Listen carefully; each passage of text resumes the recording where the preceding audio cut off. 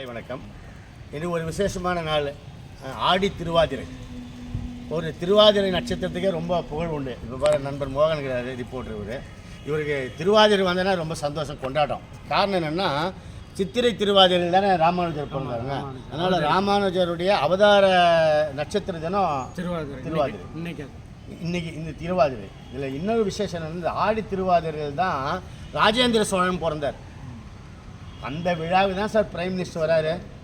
நீங்கள் நினச்சி பாருங்கள், நம்ம பாரத பிரதமர் 27 தமிழ்நாட்டில் சுற்றுப்பயணம் வராரு. தூத்துக்குடி வந்துட்டு கங்கை கொண்ட சோழபுரம் வராரு. கங்கை கொண்ட சோழபுரம் அரியலூர் மாவட்டத்தில் இருக்குது. ஏன் வராரு பிரைம் மினிஸ்டர் அப்படின்னு நம்ம இன்றைய இளைஞர்களுக்கு தெரியணும். நம்ம பிரைம் மினிஸ்டர் பற்றி சொல்லி உலகத்துக்கு தெரிய வேண்டியதில்லை. ஆனால் நம்ம நாட்டினுடைய பிரதம மந்திரி தமிழகத்திற்கு வந்து ஒரு பெரிய விழாவில் கலந்துக்கிறார். அது என்ன விழா, ஏன் வராரு, என்ன சிறப்பு, இதை பற்றி சும்மா ஒரு கலந்துரையாடல். அருமை நண்பர் ஸ்ரீதர் இம்பீரியல் பஸ்வனருடைய ஒரு 3ஆம் தலைமுறை நடத்துகின்றவர், இனிய நண்பர் திரு மோகன். தினத்தந்தியிலே 32 ஆண்டுகள் சீனியர் ரிப்போர்ட்டர்.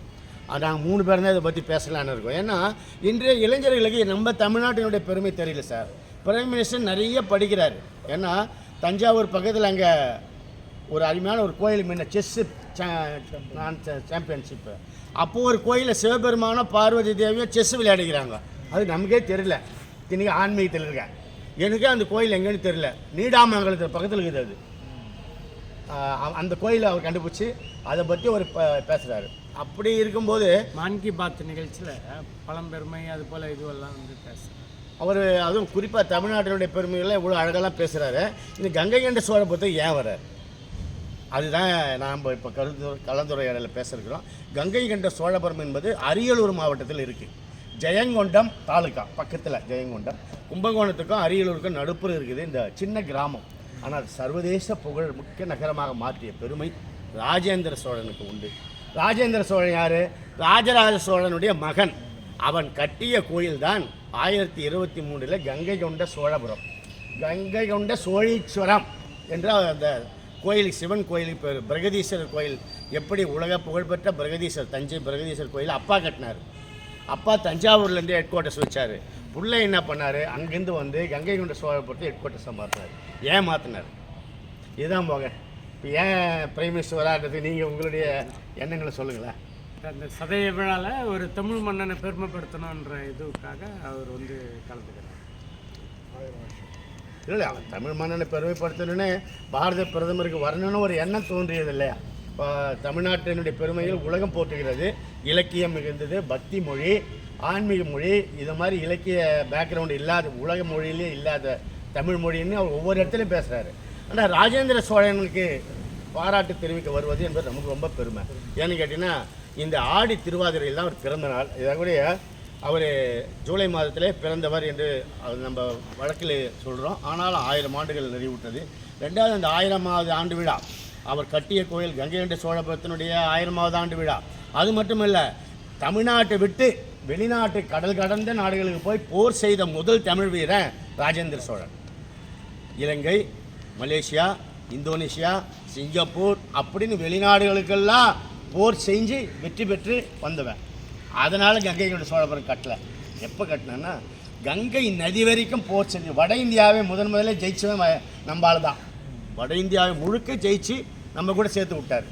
அப்படி சேர்த்த ராஜேந்திர சோழனுடைய பெருமை 1000 ஆண்டு நிறைவாகுது. அதை கொண்டாடணும்னு பிரைம் மினிஸ்டர் விரும்புகிறார். நம்ம விரும்பினோம், பிரைம் மினிஸ்டர் நானும் கலந்துக்கிறேன்னு வர்றாரு. அது நமக்கு ரொம்ப பெரிய பெருமை. அந்த கங்கை கொண்ட சோழபுரம்னு ஏன் ஒரு பேர் வச்சார்னா, கங்கையை ஜெயிச்சு வராரு. கங்கை கரையில் பூரா புலிக்கொடி, சோழனுடைய கொடி நாட்டிட்டு வராரு. நாட்டிட்டு தமிழ்நாட்டுக்கு வராரு. அப்போது தன்னுடைய தமிழ்நாட்டில் தலைநகரமாக கங்கை கொண்ட சோழபுரத்தை நிறுவி அங்கேருந்து ஆட்சி செய்கிறார். அவங்க ஒரு கோயிலை கட்டுறார். அதுதான் கங்கை கொண்ட சோழீஸ்வரம் என்கிற மிக பிரம்மாண்டமான கோயில். சிற்பக்கலையிலே இன்னைக்கு இந்தியாவிலே ரொம்ப பெரிய பெருமைக்குரிய சிற்பங்கள், கலை நுட்பங்கள் நிறைந்த கோயில். இன்றைக்கும் ஆர்கிடெக்சர் படிக்கிறாங்க பாருங்கள், ஓவியம், சிற்பக்கலை. அந்த மாணவர்கள்லாம் ட்ரைனிங் கங்கை கொண்ட சோழபுரத்தை தான் கொடுக்குறாங்க. ரொம்ப அற்புதமான ஒரு நகரம், சின்ன கிராமம், அதை தலைநகரம் மாற்றினோம். அது மட்டும் இல்லை, கங்கை கொண்ட சோழபுரம் தலைநகர். கங்கை சோழகங்கம் என்கிற ஒரு ஏரி வெட்டினார். அந்த ஏரியில் என்ன பண்ணார், கங்கையிலேருந்து தண்ணி எடுத்துன்னு வந்து இங்கே விட்டார். அந்த ஏரியில் அதுக்கு பேர் என்ன வச்சார், சோழகங்கம் என்று பெயர் வச்சார். கங்கை கொண்ட சோழபுரம்னு வச்சார்.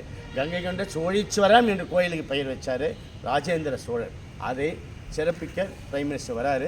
இதில் என்ன நமக்கு ஒரு பெரிய பெருமைன்னா, நம்ம ஊருக்கு பக்கத்தில் பிரம்மதேசம் என்கிற ஒரு ஊர் நாட்டேரின்னு இருக்குது. அதாவது திருவண்ணாமலை மாவட்டம் செய்யாறு இருந்து ஒரு 30 கிலோமீட்டர் இருக்கும் அந்த பிரம்மதேசம், நம்ம பக்கத்து ஊர். ஆனால் அங்கே ஒரு மிகப்பெரிய கல்வெட்டு இருக்குது.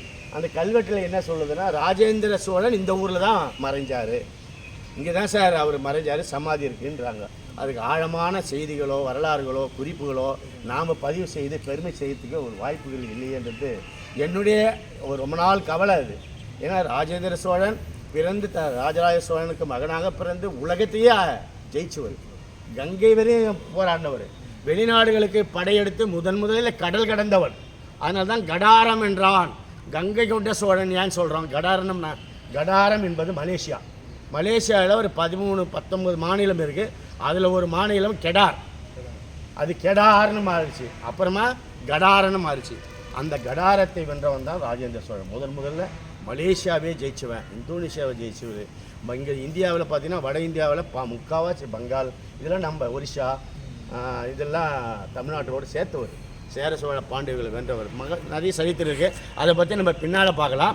இப்போ ஒரு முன்னோட்டமாக ராஜேந்திர சோழனுடைய 1000வது ஆண்டு சிறப்பிக்கின்ற விதமாக நமது பாரத பிரதமர் தமிழ்நாட்டுக்கு வந்து தமிழனுக்கு ஒரு மிகப்பெரிய பெருமை சேர்க்கிறார். ஒரு மாமன்னன் ராஜேந்திர சோழனுக்கு என்று நாம் நினைத்து பார்க்கிறோம். அதேமாதிரி ராஜேந்திரனுடைய சோழனுடைய மனைவி வீர மகாதேவி என்று சொல்லுகின்றவர் தன்னுடைய கணவன் இறந்தபோது உடன்கட்டை ஏறினார் என்பதெல்லாம் சரித்திர குறிப்பு இருக்கிறது. நம்ம தொடர்ந்து ராஜேந்திர சோழனுடைய பெருமைகளை அவருடைய 27ஆம் தேதி அல்லது 28ஆம் தேதி பதிவுகளில் நம்ம தொடர்ந்து பார்க்கலாம். இப்போதைக்கு நம்ம ஒரு முன்னோட்டமாக, ஏன்னா பாரத பிரதமர் எதுக்கு வராரு, கங்கை கொண்ட சோழபுரம்னா என்ன, ராஜேந்திர சோழன் யார், இதெல்லாம் நம்ம இளைஞர்கள் தெரிஞ்சுன்னா ஒரு ஆர்வமாக இருக்கும், இன்னும் படிப்பாங்க. அந்த ஆசையில் தான் நம்ம இந்த பதிவுகளில் உங்களோடு பகிர்ந்து கொள்கிறோம். நன்றி, வணக்கம்.